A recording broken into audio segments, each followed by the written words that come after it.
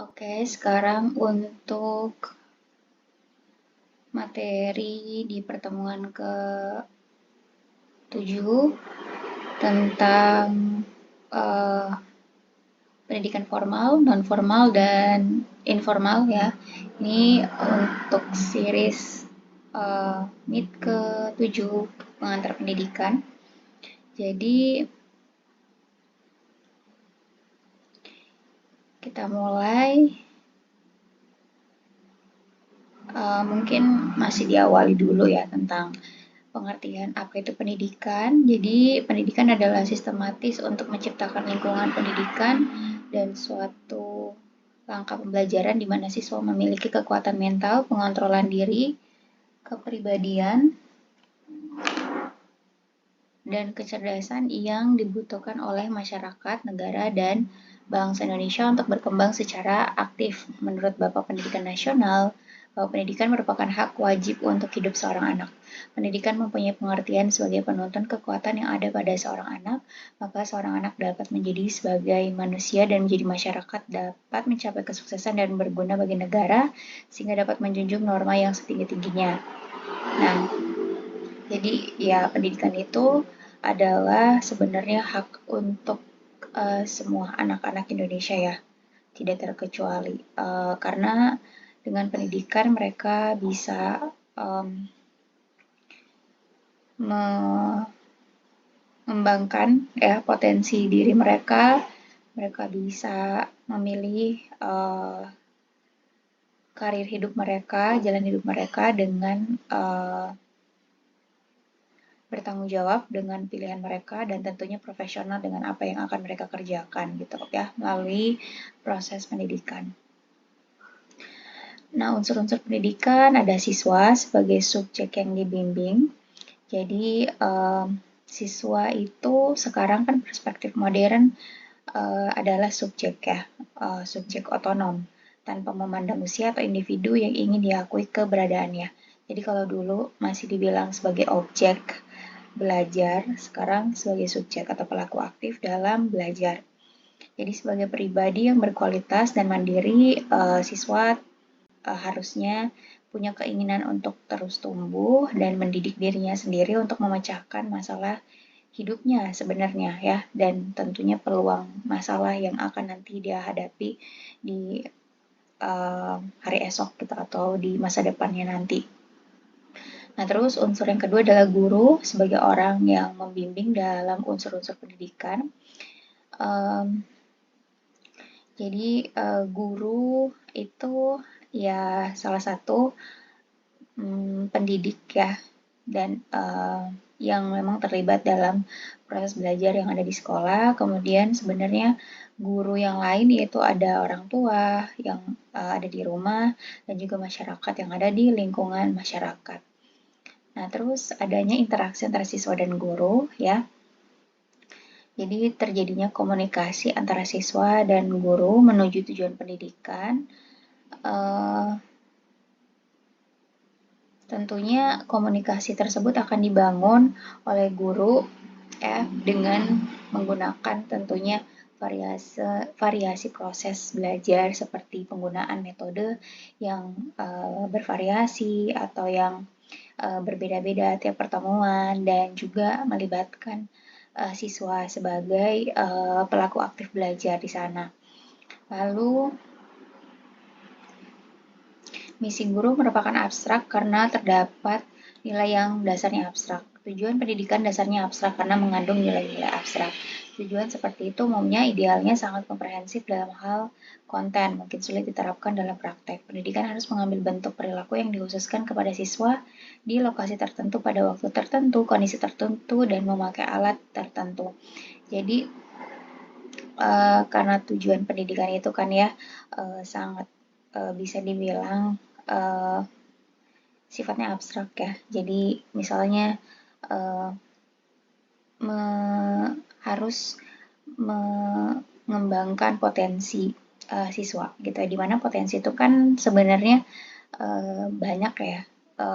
Nah, makanya potensi di sini itu pasti akan dikontekstualisasikan oleh siswanya di mana tentunya akan dihubungkan dengan siswa itu tuh berada di tempat tinggal yang mana gitu ya, berada di mungkin latar belakang keluarga yang seperti apa, dan berada di era apa mereka gitu. Jadi dari situ nanti akan mungkin terbentuk pilihan-pilihan potensi di situ ya. Misal potensi siswa yang mereka itu tinggal di daerah sekitar laut gitu ya, di mana di sana pasti tentunya profesinya kan banyak yang orang tuanya jadi nelayan kah gitu ya, atau misalnya orang-orang yang bergelut di bidang kelautan gitu, maka tentunya potensi anaknya bisa jadi akan mirip dengan orang tuanya gitu. Maka untuk bisa mengembangkan potensi mereka atau mengeluarkan potensi mereka, mereka akan misalnya diarahkan oleh guru dengan menggunakan metode belajar yang objek materinya itu ya harus dekat dengan lingkungan mereka gitu. Misalnya kalau gurunya itu mengajarkan materi IPA, maka objek biologinya atau objek kajiannya, objek ilmu pengetahuan alamnya adalah lingkungan laut, kemudian makhluk hidupnya tentu adalah makhluk hidup yang tinggal di laut atau yang di sekitar laut gitu. Jadi yang memang benar-benar konteksnya itu spesifik di daerah tersebut gitu. Jadi seperti itu. Terus dampak terhadap penyuluhan atau bahan ajar. Sistem pendidikan sekolah memadukan materi dengan kurikulum yang sesuai sebagai sarana untuk mencapai tujuan. Jadi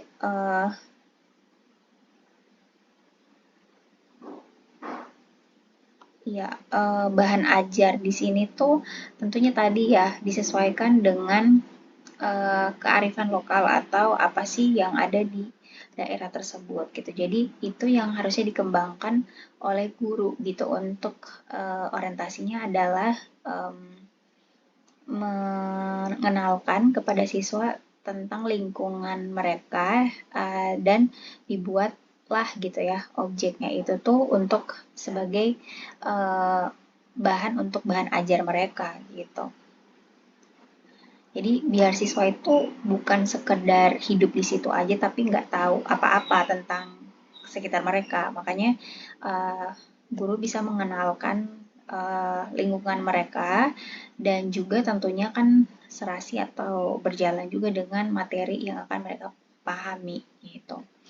Lalu metode dan alat yang digunakan dalam proses pembelajaran, metode di sini tentunya yang sesuai ya dengan guru,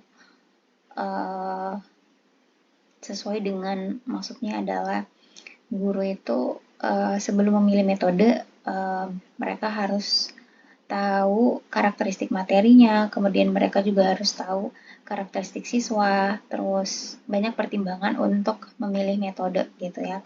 Dan disesuaikan juga apakah metode itu benar-benar bisa efektif dan efisien untuk tujuan belajar untuk materi tersebut gitu.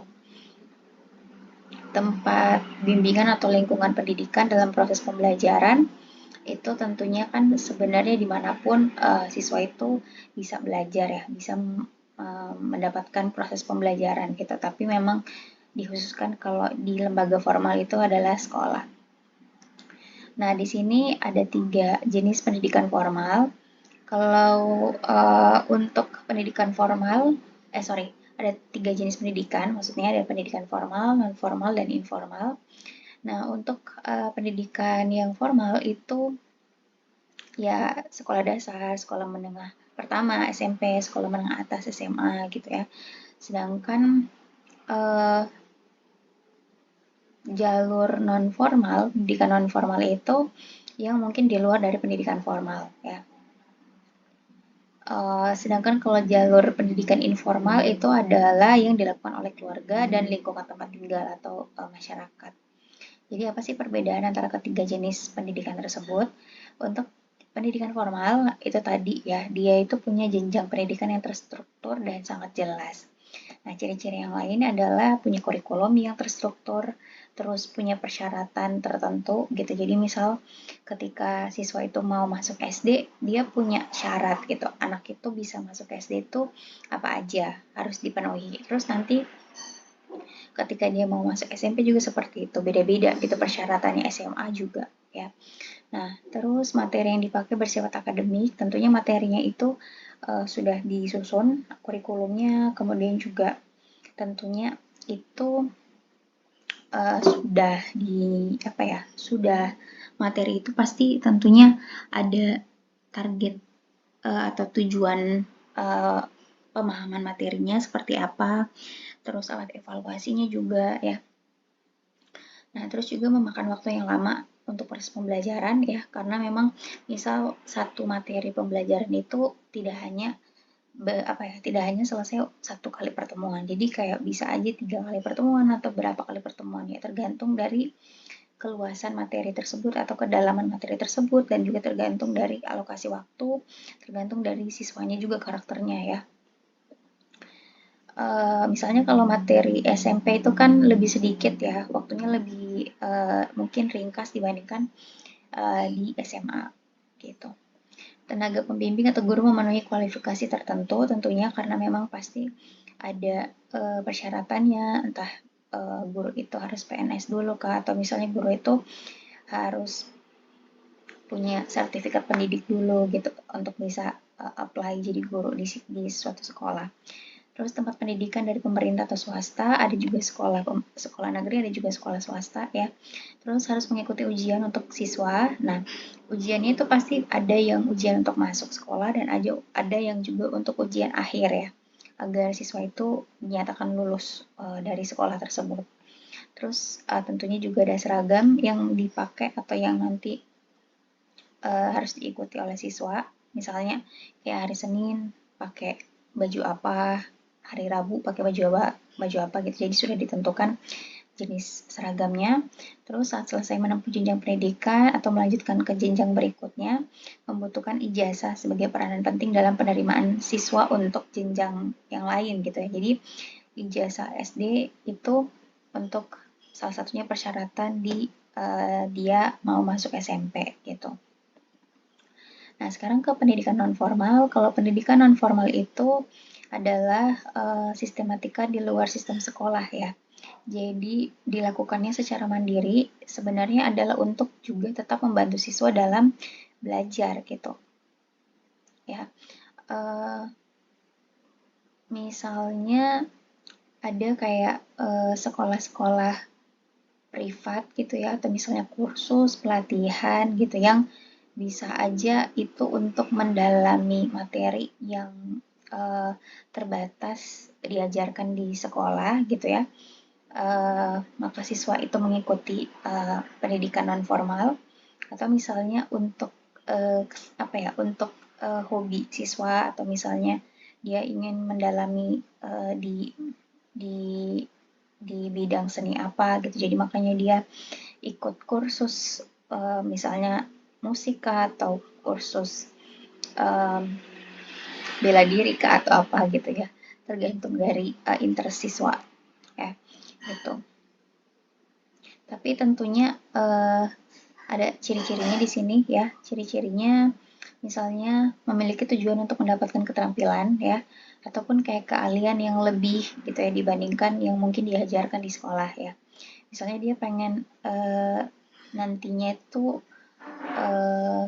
sukanya di matematika gitu. Jadi matematika kan diajarin di sekolah ya, tapi dia pengen misalnya nanti jadi peserta olimpiade matematika gitu untuk SMP. Jadi dia akan sambil sekolah ya dapat pelajaran matematika di sekolah, tapi dia juga sambil kursus matematika juga gitu, atau kursus aritmatika gitu ya, seperti itu. Nah, ciri-ciri pendidikan non formal tadi itu ya, terus salah satu yang lainnya adalah jadi berfokus pada siswa bagaimana belajar mandiri dan dapat mengontrol aktivitas belajar, karena lebih ke dia itu bisanya apa ya, mengikuti kemauan siswa itu sendiri gitu, apakah dia memang pengen belajar mandiri di luar dari jam sekolah atau misalnya dari orang tuanya juga gitu ya, mengarahkan siswanya mengarahkan anaknya untuk uh, mendapatkan keahlian yang lain gitu ya, makanya dia ikut kursus atau bimbingan belajar yang lain gitu. Nah, terus waktu pembelajaran tidak mempengaruhi, bisa saja fleksibel ya, bisa itu di dalam, bisa itu di rumah gitu ya, lewat online, atau misalnya pengajarnya itu datang ke rumah, atau misalnya siswanya itu, anaknya itu ke tempat belajar itu gitu. Dan biasanya sih di luar dari jam sekolah ya, kayak sore atau misalnya malam. Terus kurikulum fleksibel dan biasanya siswa yang menentukan, ini tergantung ya, siswanya itu mau misalnya ahli di sampai level mana gitu ya. Pasti mereka menyediakan kurikulum yang fleksibel untuk si peserta yang mau ikut itu ya. Terus hubungan guru dan siswa bersifat mendatar, jadi ya semacam kayak teman belajar, tapi ya gurunya itu tidak begitu harus kaku, kayak benar-benar sopan banget siswanya gitu ya. Kayak komunikasi jadi kayak lebih informal juga ininya, bahasanya mungkin ya.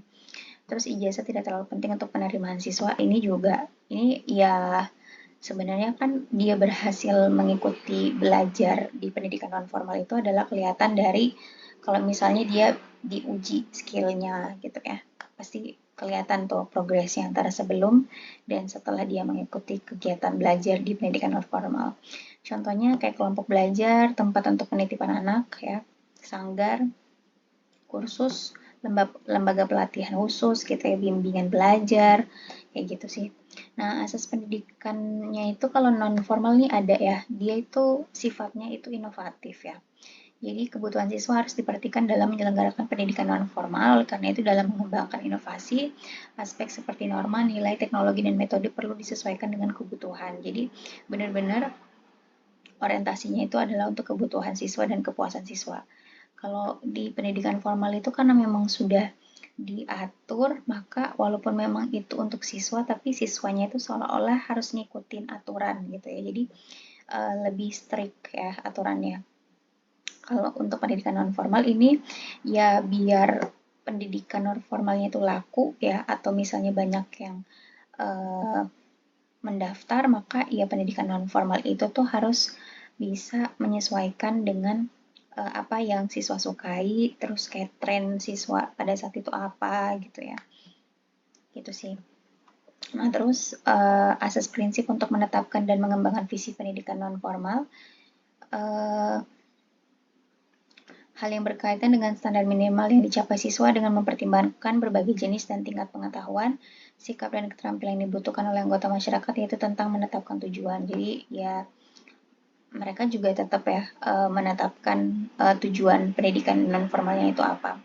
Walaupun tadi ada aspek inovatifnya atau asas inovatifnya di atas.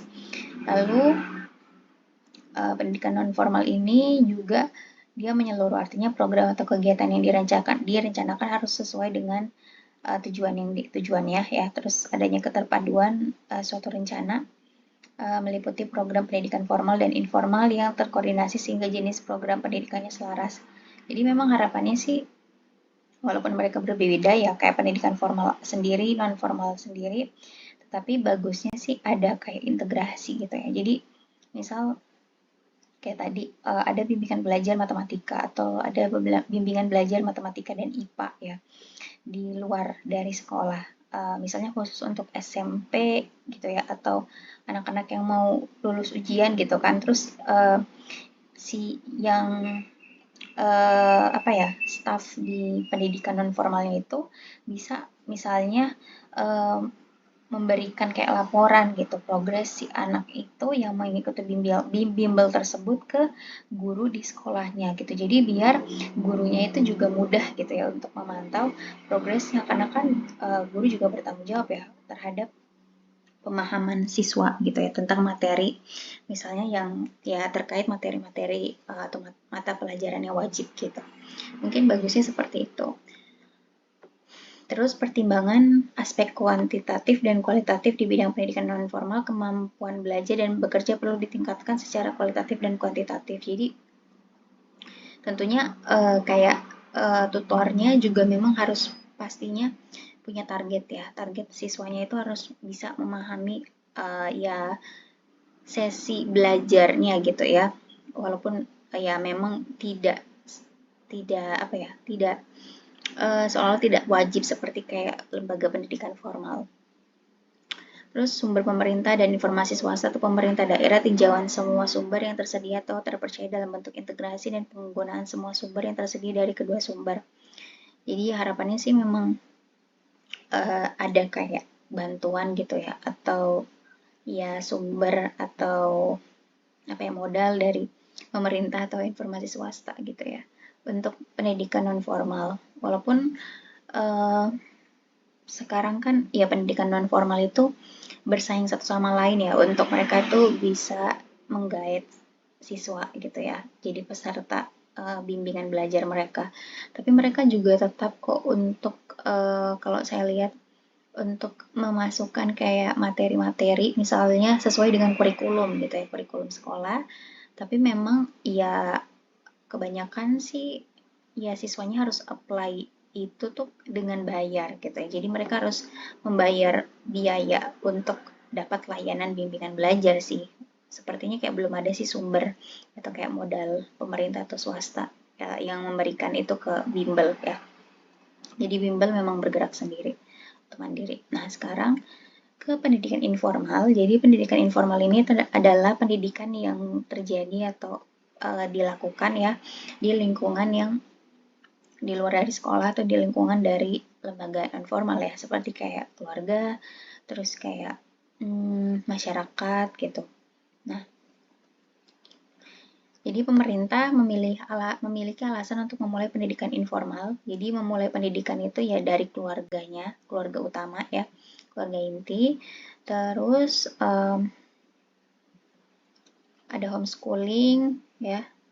Terus anak harus dibesarkan sejak lahir, kurikulum pendidikan usia dini. Jadi sebenarnya kan menurut saya sih pendidikan informal ini tuh tetap penting diberikan ke anak-anak untuk sebenarnya persiapan mereka ke pendidikan formal gitu ya. Jadi mereka ya memang mungkin tidak ada kurikulumnya, tetapi keluarga atau orang tua itu atau orang-orang terdekat di anak-anak tersebut ya, dari anak-anak tersebut itu tahu misalnya usia segini tuh anak-anak tuh harus diajarin apa sih gitu, karena misalnya sesuai dengan perkembangan fisiknya gitu, perkembangan tubuhnya tuh gitu. Jadi kayak tidak dipaksakan belajar gitu ya kaku, tapi tentunya komunikasi mereka itu mengarah ke perkembangan si anak itu gitu. Jadi agar anak itu tuh secara natural itu di apa ya, dididik atau kayak dibimbing oleh orang-orang terdekatnya itu secara positif gitu ya. Jadi misalnya dibacakan buku kah, atau misalnya diajak untuk uh,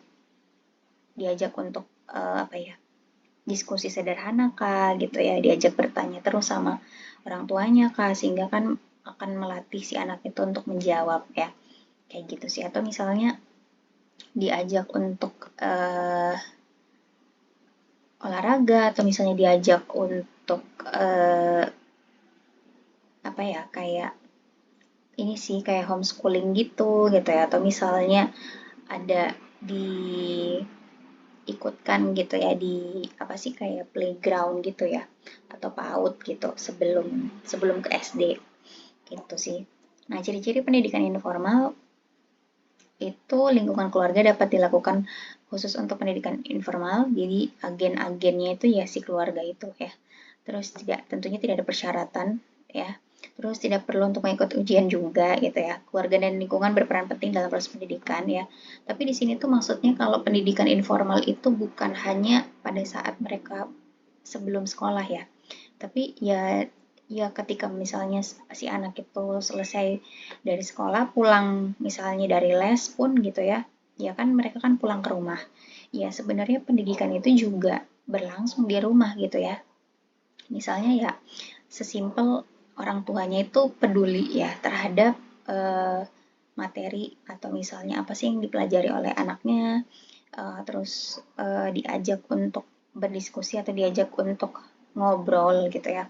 Jadi ada komunikasi yang tetap terus terjalin antara orang tua dan anak gitu sehingga ada kedekatan di situ dan pendidikan itu kan bukan melulu soal anak itu harus pintar secara kognitif, tapi kan sikapnya itu tuh bisa transparan antara dia dengan teman-temannya gitu dan dia dengan orang tuanya gitu. Jadi ada kejujuran di situ dan ada kayak apa ya? Sehingga kan orang tua juga bisa menaruh kepercayaan ke anak itu dan tentunya nanti dia akan tumbuh jadi orang-orang yang bertanggung jawab gitu ya sama apa yang akan dilakukan dan dia juga sudah percaya diri dengan dirinya gitu ya. Jadi sikapnya sudah terbentuk dengan baik gitu. Jadi mungkin itu salah satu ya contoh untuk pendidikan informal. Terus tentunya gak ada jenjang pendidikan, tidak ada batasan waktu juga dan ruangan gitu, jadi sangat fleksibel. Jadi memang sangat bergantung pada orang tua ya, ataupun orang-orang di sekitar si anak tersebut. Gitu. Nah, persamaan dari ketiga jalur pendidikan formal, non formal, dan informal.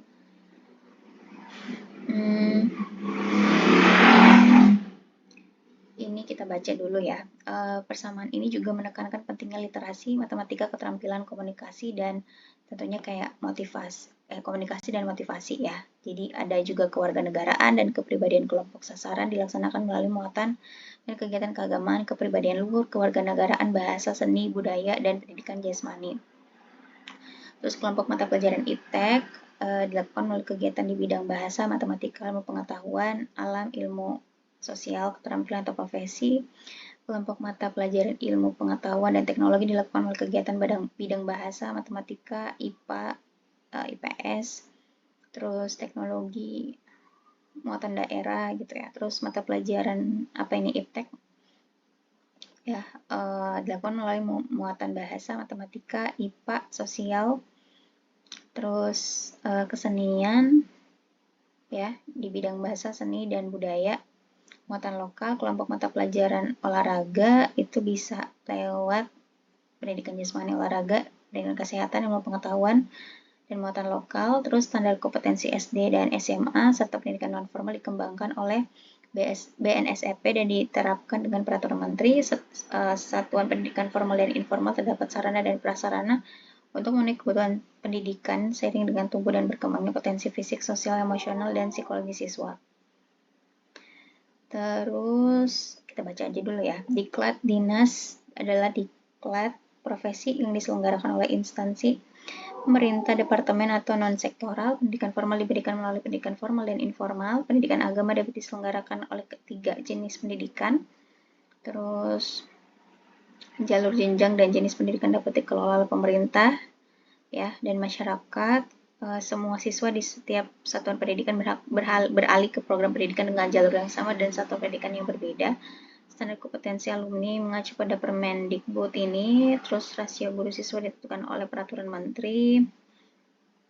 Wajib ya, ketiga jenis pendidikan ini tuh wajib menjamin mutu pendidikan. Jadi gini, kalau dari list persamaan ini sebenarnya pendidikan formal, non formal, dan informal ini tuh kan adalah effort ya atau usaha yang dilakukan oleh orang dewasa ya, orang tua ataupun masyarakat, pemerintah ya untuk menjamin agar anak-anak atau generasi muda itu punya bekal ya agar mereka nanti di kemudian hari ketika mereka sudah berusia dewasa mereka punya kayak pegangan ya untuk mereka itu mau hidup yang seperti apa, profesi seperti apa, dan mereka bertanggung jawab atas apa yang mereka akan pilih gitu ya.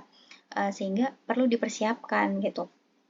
Perlu dipersiapkan dengan matang semua hal dari segi kecerdasan mereka, pengetahuan mereka, dari segi keterampilan mereka, dan dari segi sikap ya. Sehingga tiga jalur pendidikan ini tuh bisa melengkapi satu sama lain gitu. Jadi ketika anak itu masih belum sekolah ya, belum masuk ke jalur pendidikan formal, sudah ada jalur pendidikan informal gitu ya.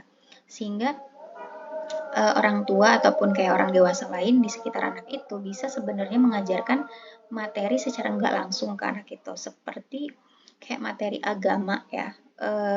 Apa sih nilai-nilai yang baik di agama yang bisa diajarkan oleh anak-anak kecil gitu ya, walaupun tidak dengan ceramah gitu. Jadi misalnya ya diberikan contoh atau kayak si orang tuanya itu sendiri mengajarkan secara nggak langsung atau mencontohi gitu ya sikap yang baik itu seperti apa gitu.